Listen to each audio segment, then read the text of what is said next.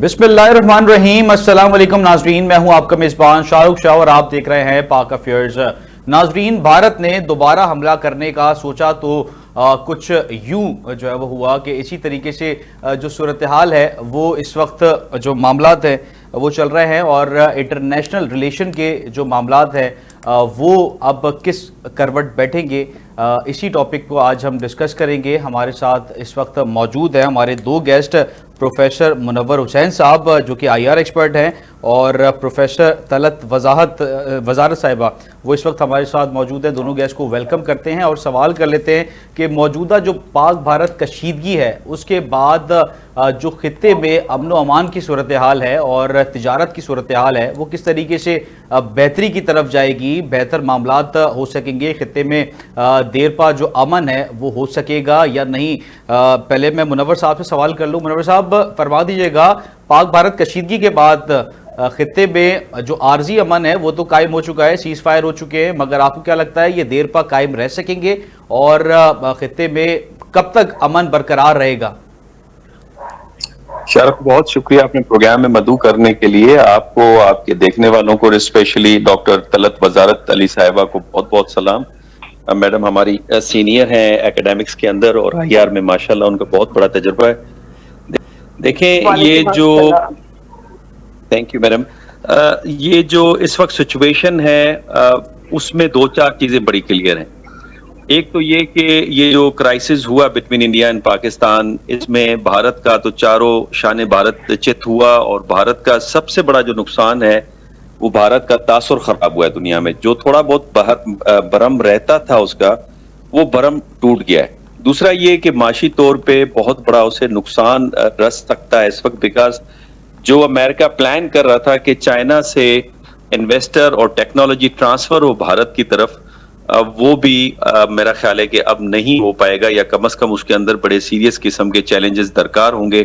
Because आपने कल ये न्यूज़ सुनी कि चाइना और अमेरिका के दरमियान में किसी हद तक एग्रीमेंट हो गया है टैरिफ के मामले के ऊपर। तीसरी बात यह है कि जो इंटरनेशनल कम्युनिटी है वो इस वक्त वार के हवाले से फटीक उनको नजर आती है, चाहे वो मगरिब है चाहे वो यूरोप है। वो नहीं चाहते यूरोप के अंदर यूक्रेन की वॉर देखने के बाद, मिडल ईस्ट के अंदर गजा वॉर देखने के बाद वो तंग आ चुके हैं, तो लिहाजा वो वॉर अफोर्ड नहीं कर सकते।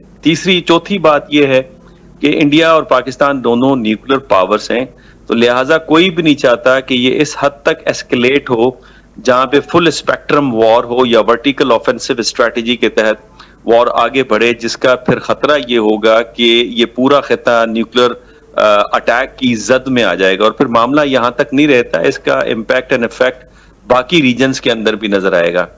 और पांचवी बात यह है कि जो प्रेसिडेंट ट्रंप ने जिस तरह की इसको सीज फायर करवाया है, उसके अंदर जहां पे वो तारीफें कर रहे हैं दोनों पाकिस्तान और भारत के प्राइम मिनिस्टर्स की रैशनैलिटी की, हालांकि भारत की तरफ से कोई रैशनैलिटी हमें नजर नहीं आता, बिकॉज इंटरनेशनल पॉलिटिक्स के अंदर ये अजम्पशन है कि रियासतें रैशनैलिटी के ऊपर एक्ट करती हैं और इसी वजह से बैलेंस ऑफ पावर और डिटरेंस जो है कायम रहता है। लेकिन भारत के हिस्से में वो रैशनैलिटी का एलिमेंट मुझे नजर नहीं आता। लेकिन जो कि अमेरिका जो कि डोमिनेंट थीम है इंटरनेशनल पॉलिटिक्स का, गो कि अकेला पावर नहीं है, उसने जहां पे ये सीज फायर करवाया है वहां पे धमकी का आंसर भी रखा है। और धमकी का आंसर ये रखा है कि अगर ये सीज फायर नहीं चलता या कोई भी रियासत इसमें कोऑपरेट नहीं करती तो फिर वो ट्रेड उसके साथ नहीं करेंगे। और फिर आप याद रखें कि 90+ बिलियन डॉलर की ट्रेड है भारत के साथ, जिसमें भारत को 45 बिलियन डॉलर्स का एडवांटेज है। और फिर जितनी भी आईटी प्रोडक्ट्स एक्सपोर्ट करता है भारत, वो वेस्ट को करता है, जिसमें ज्यादातर अमेरिका को करता है। तो मेरा ख्याल है कि एक किस्म का लेवरेज जो है अमेरिका वो इस्तेमाल करते नजर आ रहा है भारत को। और जो मोदी साहब की जो भी स्टेटमेंट नजर आ रही है वो अपने लोगों की कंजम्पशन के लिए है। मैं नहीं समझता कि वो इम्पैक्ट करेगी जो कुछ वो कह रहे हैं। और यही वजह है कि आज व्हाइट हाउस के अंदर जो व्हाइट हाउस कह रहा हूँ, स्टेट डिपार्टमेंट के अंदर जो उनके स्पोक्स पर्सन है, साहब ये फरमा दें कि जो मोदी है वो ये बारहा कहता हुआ नजर आ रहा है कि ऑपरेशन सिंदूर जारी है, तो आपको क्या लगता है कि ऑपरेशन सिंदूर जारी रहने की جو بات کہی ہے اس کے پس منظر میں یہ ہے کہ وہ بھارت دوبارہ شرارت کر سکتا ہے اور خطے کا امن خراب کر سکتا ہے؟ وہ جو خفت مودی کو اٹھانی پڑی ہے نا، تو اس کو کسی حد تک تو وہ کور کریں گے. اب وہ جشن کا اعلان کر رہے ہیں، پتہ نہیں اس کو کیا نام دے رہے ہیں، کل غالباً وہ ہے ان کا. اگر تو وہ اس ہار کو جیت میں تبدیل کر دیتے ہیں تو پھر definitely they would become arrogant. اور یہ چائنیز اینالسٹ بھی یہی بات کر رہے ہیں، پاکستان کے اندر بھی یہ بات ہو رہی ہے. لیکن جو کہ انٹرنیشنل کمیونٹی اور پریشر اتنا ہے، جس طرح سے اب ورلڈ بینک کے جو پریزیڈنٹ ہیں اجے بینگا، ان کی سٹیٹمنٹ بھی آ گئی ہے، جس میں نہیں سمجھتا کہ بھارت کے لیے آسانی ہوگی سفارتی محاذ کے اوپر، معاشی محاذ کے اوپر. اور یہ دو ایسے افیکٹو انسٹرومنٹ ہیں جو انٹرنیشنل کمیونٹیز کو ایکسرسائز کرے گی. جی ٹھیک.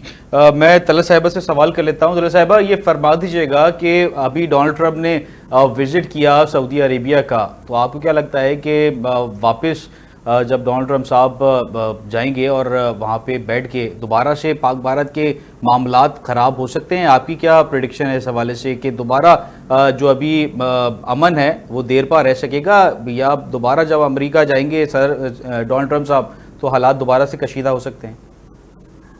دیکھیے، میرا کچھ تاریخ کو پڑھ کے بھارت کے اور پاکستان کے تعلقات کو دیکھ کے مجھے بھارت پہ زیادہ بھروسہ نہیں ہے. مجھے لگتا ہے کہ کافی ڈیویس ٹائپ کے ہیں وہ لوگ. میں پوری قوم کو ان کے نہیں کہہ رہی ہوں، جو ڈسیشن میکرز ہیں، بی جے پی ہے، یہ لوگ کافی ڈیویس ٹائپ کی ان کی وہ ہوتی ہیں پالیسیز. اور اس دفعہ انہوں نے کہا تھا کہ وہ 12 دن کے لیے جنگ بندی ہوئی ہے، اس کے بعد جنگ شروع ہو سکتی ہے. ایکچولی وہ چونکہ جنگ میں ہار گئے، اور جب جنگ ہو رہی تھی بھارت نے انیشیٹو لیا تھا اور اٹیک کیا ہوا تھا پاکستان کو، تو امریکن ایڈمنسٹریشن کا پوائنٹ آف ویو یہ تھا کہ ہم انوالو نہیں ہیں، یہ ہمارا مسئلہ نہیں ہے، یہ پاکستان اور انڈیا کا مسئلہ ہے. لیکن جب انڈیا کو مار پڑنا شروع ہوئی، جب پاکستان نے کاؤنٹر اٹیک کیا، تو امریکہ فوراً کود گیا اس مسئلے میں اور کہنا شروع کر دیا کہ فوراً سیز فائر ہو اور یہ ہو.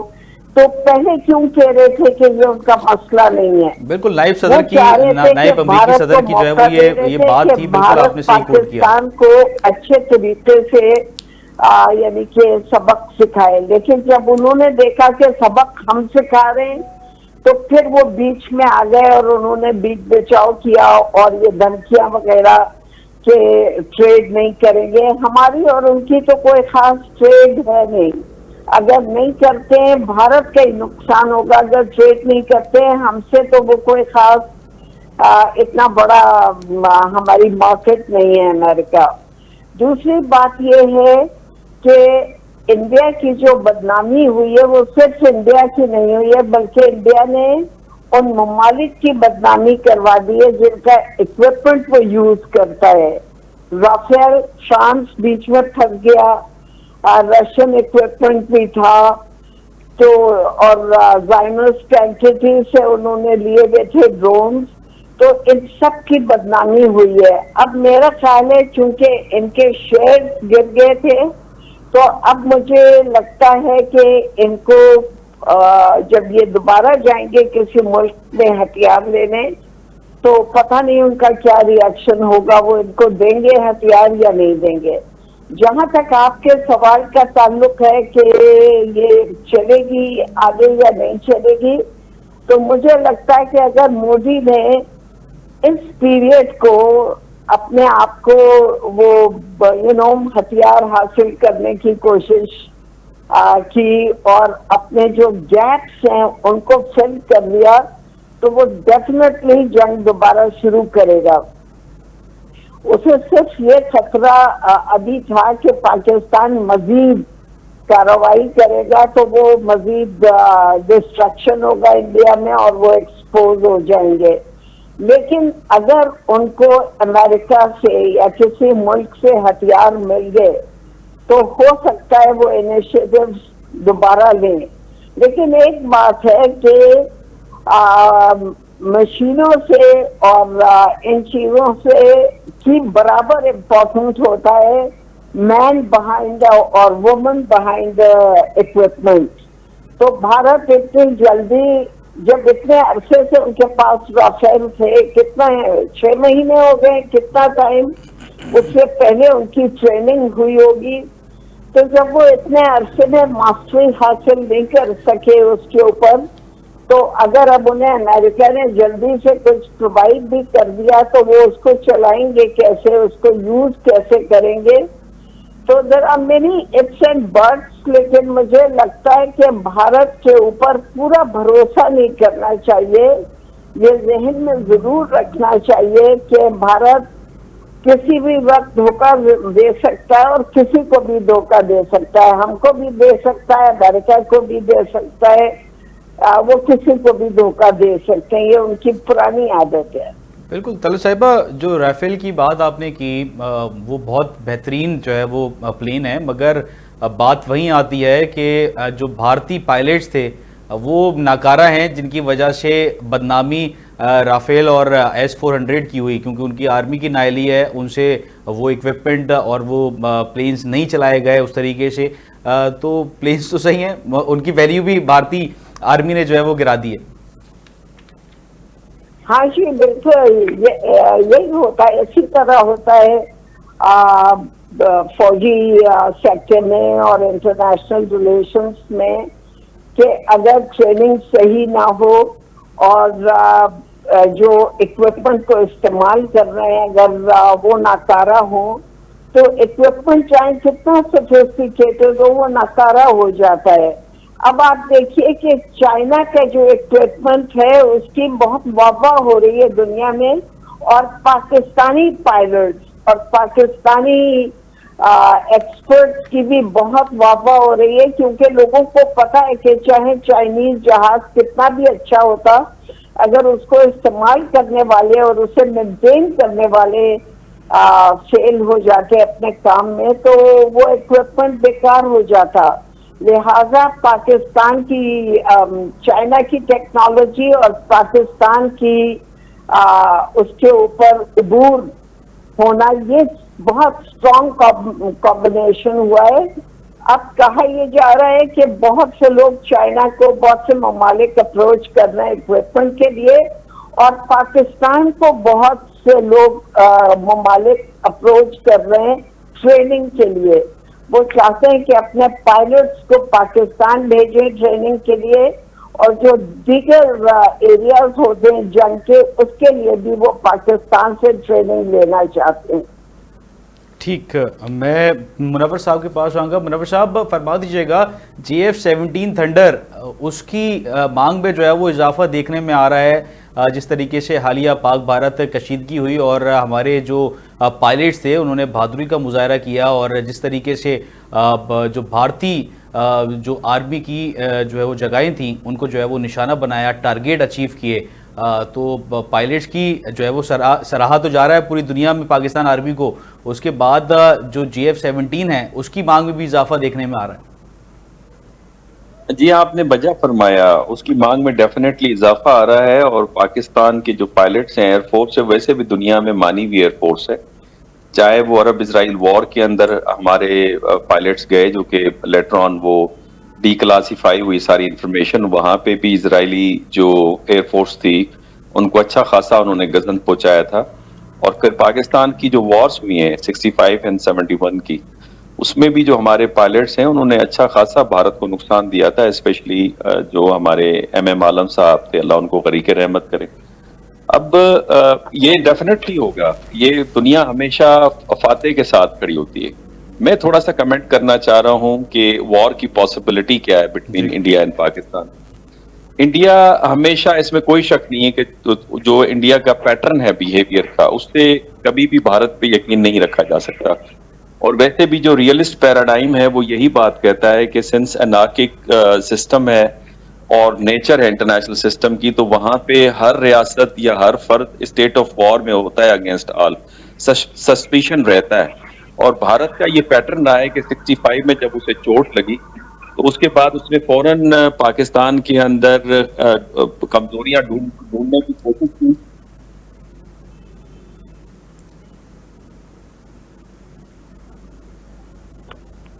جی منور صاحب. جی طلعت صاحبہ میں آپ سے سوال کروں گا, جو خطے میں دیر پا امن ہے, آپ نے یہ بات کی کہ بھارت پہ آپ کو جو ہے وہ اعتماد نہیں ہے کہ وہ جو ہے وہ اس طریقے کی بھونڈی حرکت دوبارہ کر سکتا ہے. جی میں طلعت صاحبہ سے سوال کر لیتا ہوں منور صاحب. تو طلعت صاحبہ یہ فرما دیجیے گا, پاکستان کو جو خطے میں Asia, South Asia, Middle East, کن کنٹریز کے ساتھ زیادہ روابط بہتر کرنے کی ضرورت ہے, کیونکہ ہمارے جو پڑوسی ممالک ہیں اس میں افغانستان سے آپ کے جو ہے وہ اختلافات ہیں, انڈیا سے اختلافات ہیں, ایک ایران ہے, وہ بھی جو پاک ایران گیس لائن کا جو منصوبہ ہے اس پہ ایران بھی آپ سے جو ہے وہ ایک طریقے سے بولتا ہے کہ آپ لوگوں نے جو ہے وہ اپنا وعدہ خلافی اس وقت کر رہے ہیں. تو آپ کیا سمجھتے ہیں ہمارے جو پڑوسی ارد گرد کے ممالک ہیں وہ زیادہ آپ پاکستان سے خوش نہیں ہیں, اس پہ کیا کامنٹ کریں گے؟ میرا خیال ہے کہ اس پہ پاکستان کو بہت توجہ دینا چاہیے. چین ہمارا دیرینہ دوست ہے, اس سے ہمارے اللہ کا شکر ہے کہ تعلقات اچھے ہیں, لیکن افغانستان سے اور ایران سے تعلقات امپروو کرنے کے لیے بہت کوشش کرنا ہوگی. دیکھیے ایران کا پوائنٹ آف ویو صحیح ہے کہ جب ایک معاہدہ ہوا تھا اور پھر امریکہ نے بیچ میں آ کے اس کو خراب کیا اور پاکستان نے امریکہ کا پریشر قبول کر لیا, اسی طرح افغانستان کے مسئلے پہ پاکستان نے 1-2 بار امریکہ کا پریشر لیا ہے اور اس کی وجہ سے تعلقات افغانستان سے خراب ہوئے ہیں. اب ضرورت یہ ہے کہ کانفیڈنس بلڈنگ میجرز اڈاپٹ کیے جائیں, ان دونوں ممالک کے ساتھ کانفیڈنس بلڈنگ کی جائے, کیونکہ ان کے بغیر امریکہ کا پلان یہ ہے, جو میں نے ابھی تک آج کل اسٹڈی کر رہی ہوں, امریکہ کا پلان یہ ہے کہ وہ پاکستان, ایران اور افغانستان کو لڑانا چاہتا ہے. وہ چاہتا ہے کہ ایران کو بھی کمزور کر دیا جائے, پاکستان ایران جنگ ہو, اس کا فائدہ اٹھاتے ہوئے اسرائیل اس کے نیوکلیئر سائٹس کے اوپر حملہ کر دے. وہ یہ بھی چاہتا ہے کہ افغانستان سے پاکستان کی جنگ کرا دی جائے, اور اس طرح سے سی پیک, اگر خدا نخواستہ اس علاقے میں جنگ ہوتی ہے ان مسلم ممالک کے درمیان. طلعت صاحبہ میں آپ سے اسی میں ایک سوال اپنا ایک ایڈ کروں گا, میں آپ کی بات کو انٹرپٹ کر رہا ہوں, مگر پاکستان اگر اس جنگ میں داخل ہوا تو امریکہ کے کہنے پہ داخل ہوا. افغانستان کی اندرونی جو جنگ تھی امریکہ کے ساتھ, وہ ہماری جنگ تو نہیں تھی. امریکہ نے کہا کہ ہمیں اسپیس چاہیے, پاکستان نے پرووائڈ کی. پاکستان تو کسی بھی جنگ کا حصہ تھا ہی نہیں, مگر آپ یہ کہہ رہی ہیں کہ امریکہ اب یہ چاہ رہا ہے, تو اس کی وجوہات کیا ہو سکتی ہیں؟ دیکھیے, ایک تو سی پیک کو روکنا چاہتے ہیں وہ, اگر اس علاقے میں جنگ ہوئی تو ظاہر ہے سی پیک تو بالکل بیک گراؤنڈ میں چلا جائے گا. دوسری بات یہ کہ انہوں نے پاکستان اور افغانستان کے درمیان جو کانفیڈنس کی فضا تھی اس کو ختم کر دیا. پہلی بار انہوں نے افغانستان میں ہمیں استعمال کرتے ہوئے افغانستان میں دراندازی کی اور کہا یہ کہ سوویت یونین کو وہاں سے نکالنا ہے. دوبارہ انہوں نے یہ پلی لیا کہ طالبان نے, اور جس کو وہ چاہتے تھے کہہ دیتے تھے 9/11 اس نے کروایا ہے. ان کے پاس کوئی شواہد نہیں تھے, ان کے پاس کوئی وہ نہیں تھے, پروف نہیں تھے, اور وہ کہتے تھے کہ 9/11 کس نے کرایا ہے. بہت سے لوگ کہتے تھے 9/11 بھی ایک فالس فلیگ آپریشن تھا. بہرحال انہوں نے اس کو یوز کیا اور اس سے فائدہ اٹھانے کی کوشش کی, اور جس ملک پہ عراق پہ حملہ کر دیا یہ کہہ کے کہ وہ لوگ ملوث تھے. تو میرا خیال ہے ہر دفعہ امریکہ کی انٹرونشن غلط تھی اور پاکستان کو اس کا حصہ نہیں بننا چاہیے تھا. اچھا طلعت صاحبہ یہ فرما دیجیے گا کہ پاکستان اب امریکہ کے انفلوئنس سے باہر نکلنے کی کوشش کر رہا ہے, یہ آپ بہتر جانتی ہیں مجھ سے, اس پہ آپ کامنٹ بہتر کر سکتی ہیں کہ امریکہ کے انفلوئنس سے باہر نکلنے کی کوشش کر رہا ہے, اور رشیا جو بلاک ہے اس میں جانے کی تیاری کر رہا ہے، برکس جو ہے برکس کا حصہ بننے کی کوشش میں لگا ہوا ہے، تو آپ اس پہ کیا کامنٹ کریں گی؟ ہاں، پاکستان نے یہ ضرور محسوس کیا ہوگا کہ امریکن ڈیپینڈیبل الائز نہیں ہیں. امریکہ پاکستان سے تعلقات کو ایک ٹرانزیشنل چیز سمجھتا ہے، ٹرانزٹری، کہ وقت کے ساتھ وہ ختم ہو جاتا ہے، اس میں کوئی پرماننٹ چیز نہیں ہے. انڈیا کو اس نے اپنا اسٹریٹجک پارٹنر بنایا ہے. اس کا مطلب ہے انڈیا سے لانگ ٹرم ریلیشن شپ قائم کر رہا ہے پاکستان سے اف اینڈ وین نیڈڈ. تو مگر طلعت صاحبہ اگر پاکستان رشیا کی بلاک پہ جاتا ہے، پاکستان نے ریئلائز کر لیا ہے اور اب وہ چائنا اور رشیا سے تعلقات استوار زیادہ تیزی سے کرنا چاہتے ہیں. اچھا طلعت صاحبہ، اگر پاکستان رشیا بلاک میں جاتا ہے تو برکس کا حصہ بنتا ہے، تو پاک بھارت تعلقات بھی آپ کو کیا لگتا ہے کہ بہتر ہو سکتے ہیں؟ کیونکہ بھارت اور رشیا کے تعلقات اچھے ہیں، اور رشیا اگر کہے گا کہ پاکستان کے ساتھ تعلقات بہتر رکھے تو پاک بھارت تعلقات بھی بہتر ہو سکتے ہیں اگر پاکستان رشیا بلاک میں جاتا ہے تو؟ اب پاکستان کے اور بھارت کے بیسک کانٹرڈکشنز ہیں. مثلا کشمیر کا مسئلہ ہے. اگر رشیا کہتا بھی ہے انڈیا سے کہ تعلقات بہتر کرو، لیکن انڈیا کشمیر کے مسئلے پہ تو بالکل کچھ ریزنیبل پالیسی نہیں اڈاپٹ کر رہا. یونائٹڈ نیشنز کے ریزولوشنز کو انہوں نے اٹھا کے ردی کی ٹوکری میں ڈال دیا، تو رشیا کی بات بھی نہیں سنیں گے. اور اس کے علاوہ امریکہ ان کا اسٹریٹجک پارٹنر ہے. رشیا نے ایسا کوئی اسٹیٹس نہیں دیا انڈیا کو، لیکن امریکہ نے دیا ہوا ہے. اور آپ کو پتا ہے کہ کتنی ٹریڈ ان کی. ہاں، یہ ضرور ہے کہ وہ رشیا کے ویپنز خریدتا تھا جو کہ امریکہ چاہتا تھا کہ وہ نہیں خریدے، لیکن وہ لے رہا تھا. لیکن امریکہ سے جو اس کی لانگ ٹرم وہ ہے ریلیشن شپ، میرا خیال ہے کہ پاکستان انڈیا کانٹرڈکشنز جب تک چلتے رہیں گے، جب تک انڈیا کوئی کشمیر کے مسئلے کا مگر امریکہ نے ایک خوشائند عمل جو ہے وہ اختیار کرتے ہوئے ثالثی کی پیشکش کی ہے.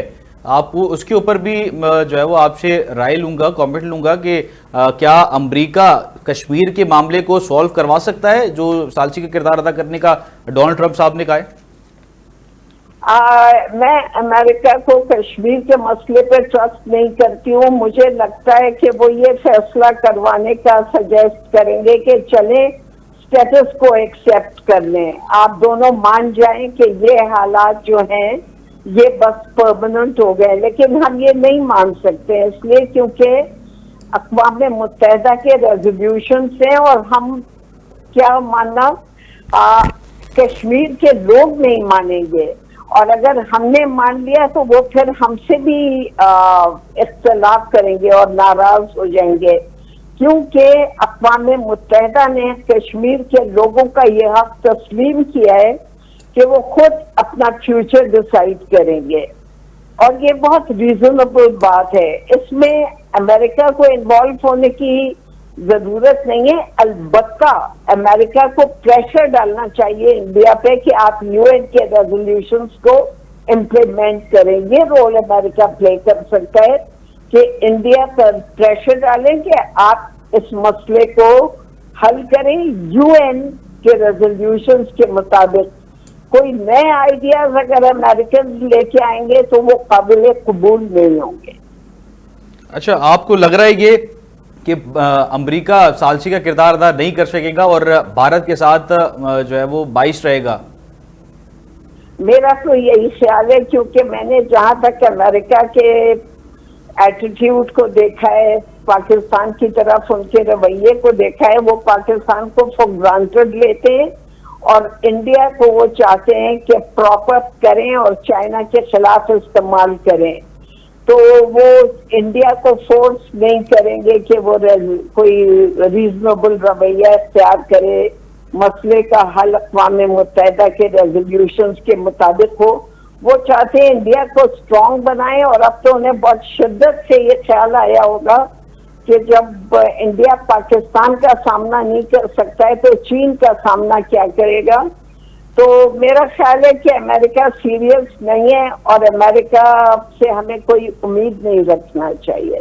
اچھا، پاکستان چین کے تعلقات تو بہت اچھے ہیں، مگر امریکہ بھی اب چین سے تعلقات بہتر کر رہا ہے. ٹیرف کی مد میں جو اس نے ٹیرف بڑھا دیے تھے اس میں بھی جو ہے وہ کمی کر دی ہے، اپنے روٹین پر آ گئے ہیں دونوں کے تعلقات. ڈونلڈ ٹرمپ صاحب جو ہے وہ ان کے جو ہوش تھے وہ ٹھکانے پہ آ گئے ہیں. اس کے اوپر کیا کہیں گی کہ دونوں جو بڑے ممالک ہیں اکانومی کے لحاظ سے، طاقت کے لحاظ سے، تو اس کے بہتری آنے سے دنیا میں امن جو ہے وہ رہ سکے گا اور تجارتی معاملات بھی بہتر ہو سکتے ہیں؟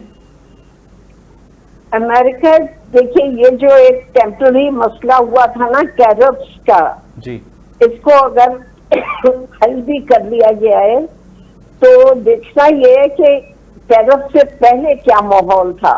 ماحول بہت خراب تھا. امریکہ نے ڈکلیئر کر دیا تھا، وہ چائنا کو کنفرنٹ کر رہا تھا. ساؤتھ چائنا سی میں امریکہ کو بہت ناگوار گزر رہا تھا کہ چائنا کو آؤٹ لیٹ مل گئی ہے انڈین اوشن میں.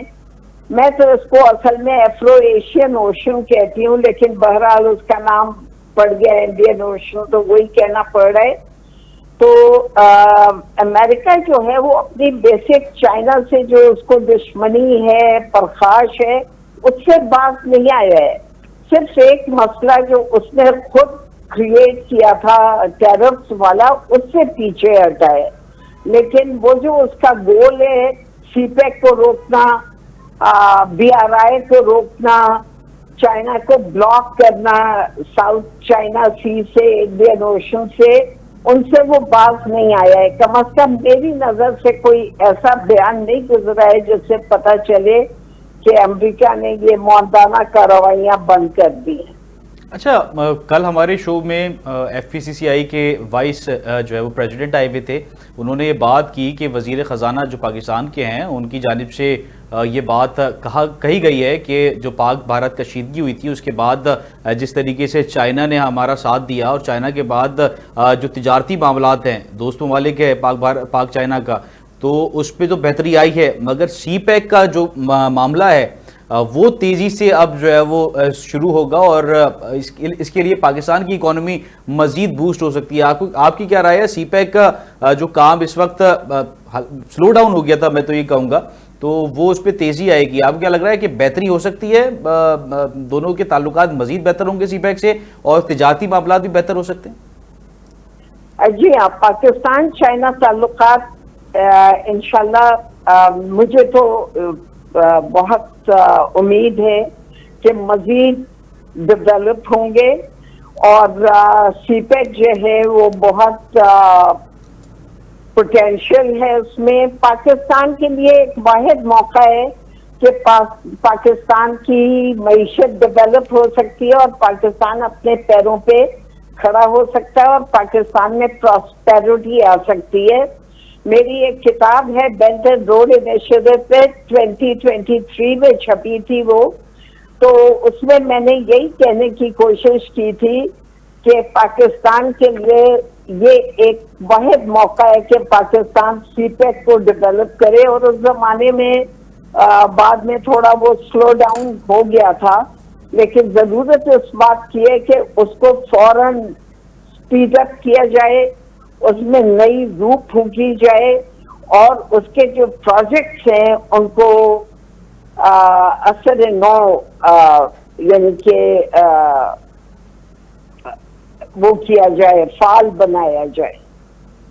ٹھیک. اور طلعت صاحبہ یہ بھی فرما دیجیے گا کہ پاک بھارت جو تعلقات ہیں، پاکستان کو جو کشیدگی ہوئی اس کے بعد کن کن ممالک سے اپنے جو تعلقات ہیں مڈل ایسٹ، جیسے میں نے منور صاحب سے سوال کیا تھا، آپ سے بھی یہ سوال کر لیتا ہوں کہ کس طریقے سے پاکستان اپنے تعلقات، سفارتی اور تجارتی تعلقات اس کو بہتر کر سکتا ہے، اور کن ممالک کے ساتھ پاکستان کو بہتر تعلقات رکھنے کی کوشش کرنی چاہیے جن سے اچھے تعلقات نہیں بھی ہیں، سراؤنڈ پڑوسی ممالک کے علاوہ کی بات کر رہا ہوں. اچھا، میرا خیال ہے اس جنگ میں جو 4 روزہ 5 روزہ تھی، اس میں پاکستان کو سپورٹ چائنا سے ملی تھی، ترکی سے ملی تھی، جی، اور آذربائیجان سے ملی تھی. تو میں بہت عرصے سے یہ کہہ رہی ہوں کہ پاکستان کو ظاہر ہے ایران اور افغانستان سے تعلقات اچھے کرنا چاہیے. افغانستان سے ہمیں ایکسیس مل جائے گی سینٹرل ایشیا اور ایران سے بھی مل جائے گی. تو سینٹرل ایشیا ایک اور علاقہ ہے ہمارے بہت قریب ہے اور مسلم ممالک ہیں اور وہاں بہت ساری ریسورسز بھی ہیں. تو یہ خطہ جو ہے ایک بہت اسٹرانگ خطہ بن سکتا ہے. پھر ساتھ چائنا کی دوستی ہوگی, سپورٹ ہوگی. امریکہ چاہ رہا ہے کہ سینٹرل ایشیا میں داخل ہو کے وہ روس کا انفلوئنس کم کر دے. روس کا کافی انفلوئنس تھا وہاں پہ, تو امریکہ چاہتا ہے کہ اب چونکہ وہ روس سے الگ ہو گئے ہیں تو روس کا انفلوئنس ختم کر دیا جائے. میں چاہتی ہوں کہ وہاں امریکہ کا انفلوئنس نہ ہو بلکہ روس کا قائم رہے. پاکستان, چین, روس, سینٹرل ایشیا, افغانستان اور ایران اور آف کورس ٹرکی کے کلچرل لنکس بھی ہیں. وہ جو ریاستیں ہیں سینٹرل ایشیا کی, جہاں تک مجھے پتہ چلا ہے وہ ٹرکش اسپیکنگ کوئی ڈائلیکٹ ہے ٹرکش, وہی وہاں پر رائج ہے. کچھ کنٹریز میں فارسی بولی جاتی ہے. تو ٹرکی بھی ایک ایکٹیو پارٹیسپینٹ وہاں بن سکتا ہے. آذربائیجان آپ کو پتہ ہے اسی خطے کا ایک ملک ہے. تو یہ بہت ایک اچھا ہو سکتا ہے سچویشن پاکستان کے لیے. سی پیک بھی ہوگا وہاں, سینٹرل ایشین اسٹیٹ سے ریلیشن شپ ہوگی. تو پاکستان کو کوئی آئی ایم ایف کے سامنے ہاتھ باندھ کے کھڑا ہونا نہیں پڑے گا.